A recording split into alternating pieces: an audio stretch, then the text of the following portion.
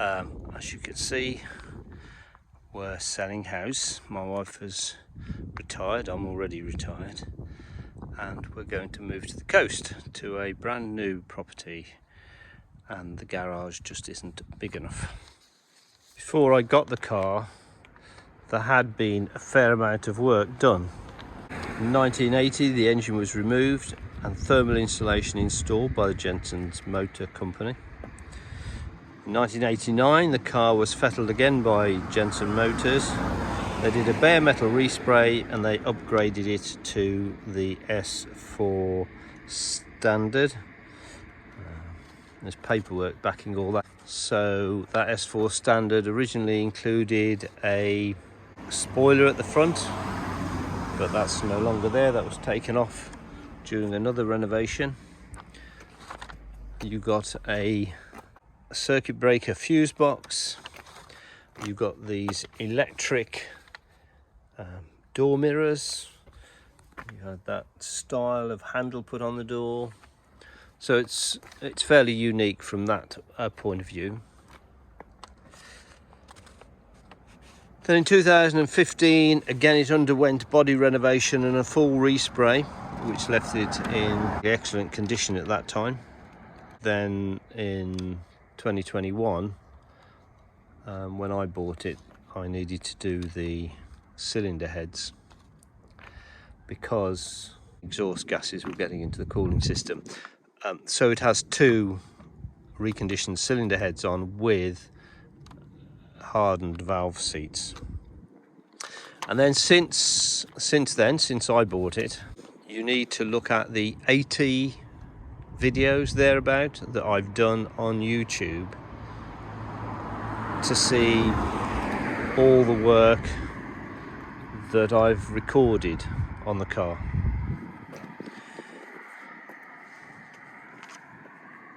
It was intended to be a keeper, and if we were staying in this house that would be fine, but we're not. Underneath is fine, it's sound.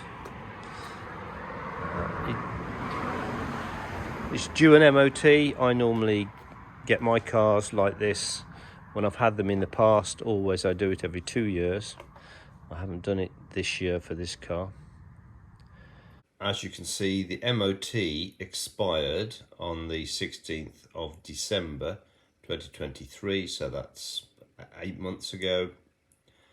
Then the mileage was 45,233. That should read 145,000 because it's gone round the clock. There's no advisories. It's now done 146,100 and something. So it's done about 800 miles since the last MOT. I see no reason why it shouldn't just pass an MOT, although I haven't taken it for one. So it does need an MOT if you're inclined. And what I'm going to do is just keep dropping it by a few thousand if it doesn't sell, until it does sell. At the end of the day though, if it gets too low, put it into storage and keep it. I think the interior matches it really well. I was very taken with the colour and the interior when I bought it. This I like to think of as a turnkey car, so you can use it any day and know it's going to get you where you want to go. I've had it for 3 years and I've carried out a large number of improvements to the car. I've done nothing to the body. I'll go over those improvements as we come across them. Those of you who know the Jensen well will note it hasn't got overriders on the front or back because I took them off. I prefer the look without the overriders. I've got the overriders, so they'll of course go with the car.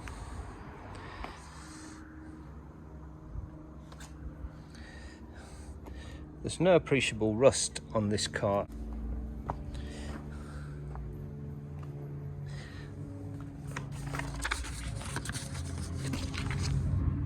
except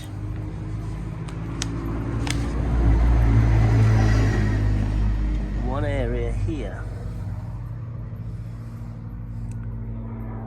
and I've done nothing to it other than ensure it's been well undersealed in that area.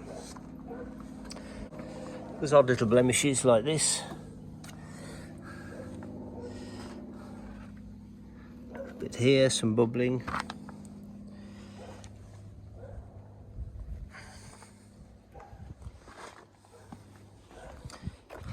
This could do with replacing, but I've never got round to that.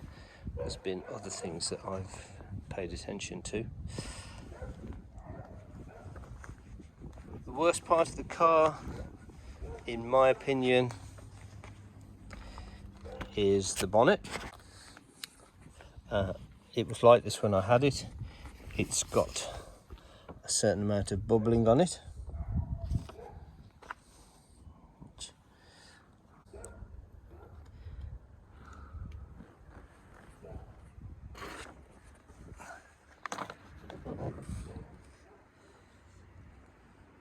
It's not changed since I had it.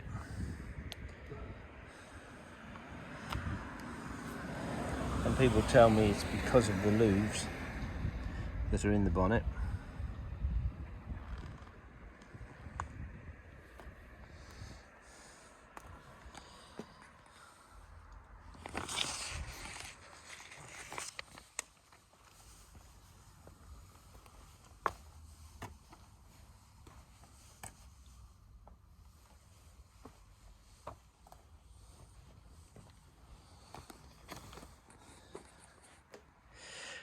I'm going to go inside and have a quick look, and then I'll open the bonnet.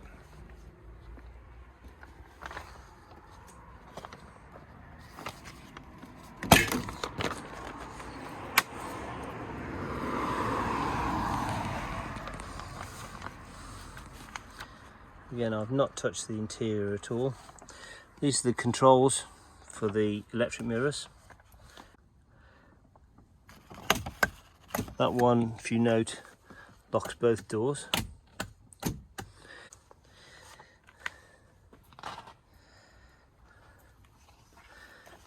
Everything works on this car, bar a few odd little things. That's what it's like underneath. So the original carpet has deteriorated there. On the inside, there's a Motor steering wheel. There's a small accessory panel with a vacuum gauge in it. That's not the original radio, that's fake. Because it was used to do some classic car road runs, these have been reorganized in a different fashion, simply so that the equipment that was needed could be mounted there. That fog light operates the spotlights on the front of the vehicle. The air conditioning works. All these vacuum operated heating controls function. Windows work, except I would say the window on the passenger side needs help to fully close. The one on the driver's side functions okay when the ignition's on. Inside here, what are these two? These two units in here, it has an electric fuel pump because these cars have problems when they stop. It's so hot in the engine bay, it causes fuel vaporization, and all the fuel in the carburetor evaporates. By having an electric fuel pump, as soon as you turn the ignition on,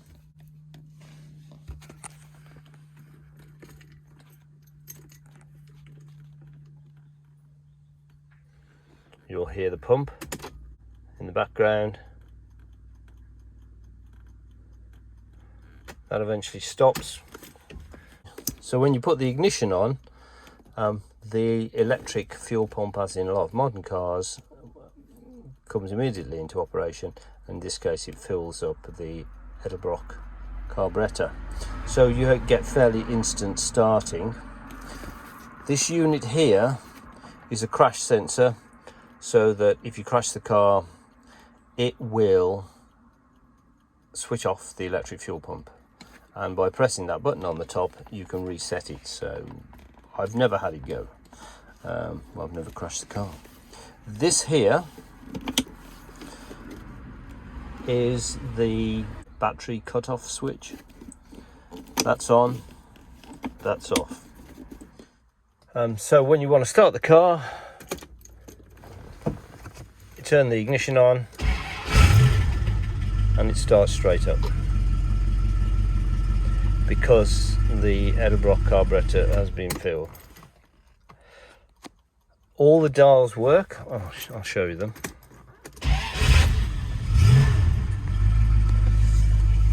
That's the voltage meter. Tells you how the alternator is operating. A fuel gauge, oil pressure. It's on the rise still. Temperature gauge comes up to about midway, will stay there regardless because of the fans and the controlling system we've got. The clock does work, doesn't tell the right time now, because if you switch it off using that battery cut-off switch, which I do every night, then the clock stops. You'll probably be able to hear the air conditioning compressor come on.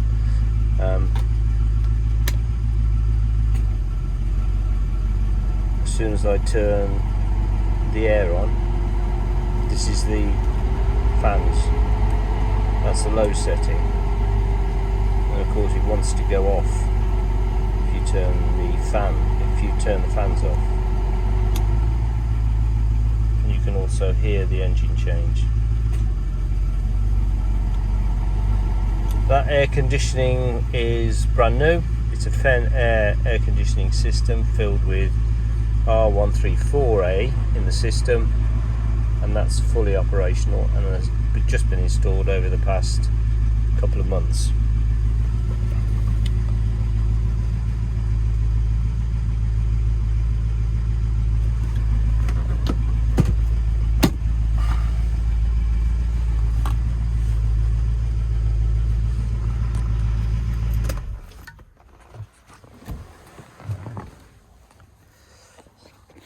The condition which is most important with these cars.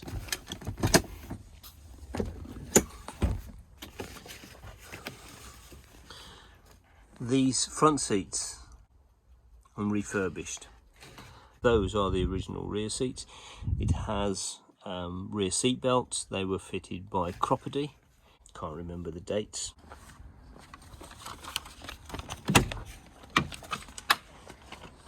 It's the passenger side.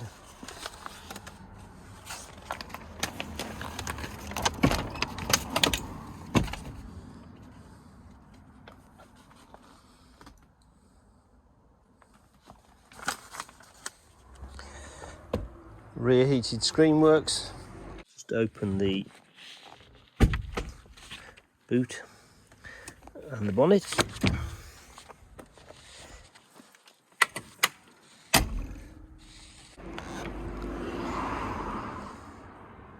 Parts catalogues, workshop manuals for the engine, for the vehicle itself, for the Jensen, also various printed articles, Gentleman's Express. There's a file full of all the original stuff that came with the car, and receipts including the details of the work that was done at the Jensen Motors. That was a purchase when one of the chaps previously purchased it.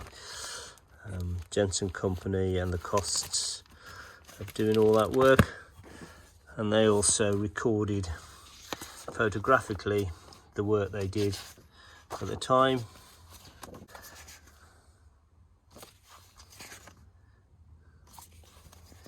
and you can see it had a spoiler on when they did it to the S4 specifications.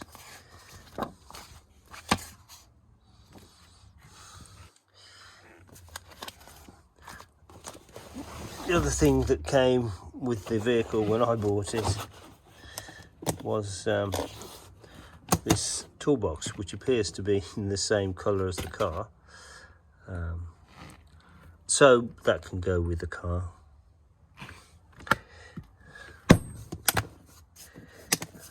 And then of course there's the toolkit.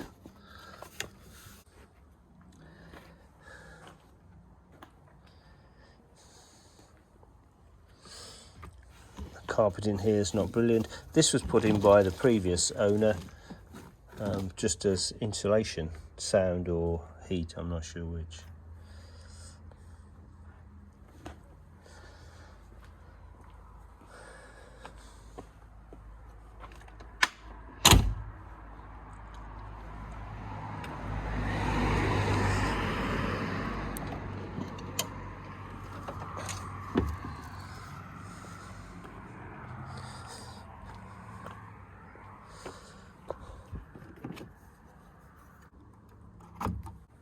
This is the engine compartment.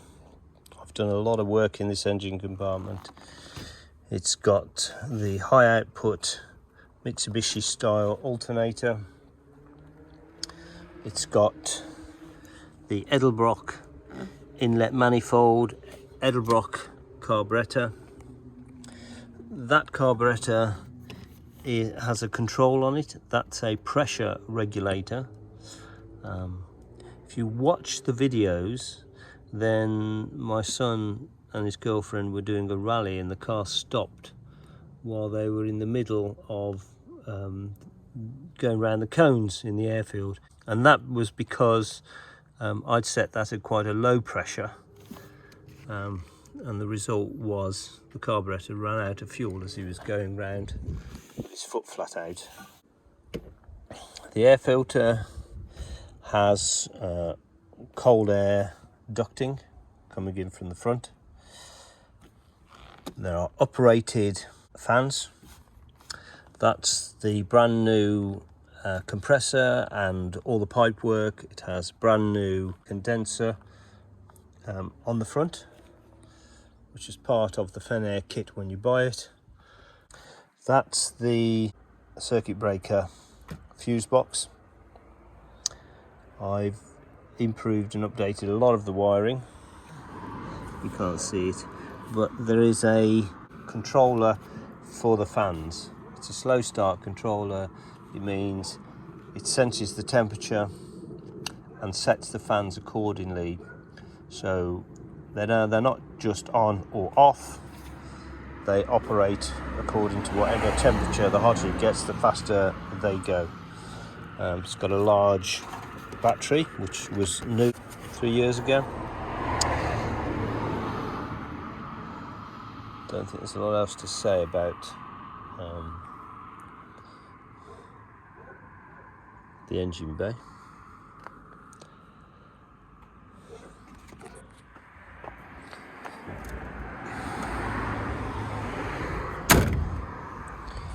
I'm going to put the car back in the garage, but before I do, I'll just show you that window. So, car starting.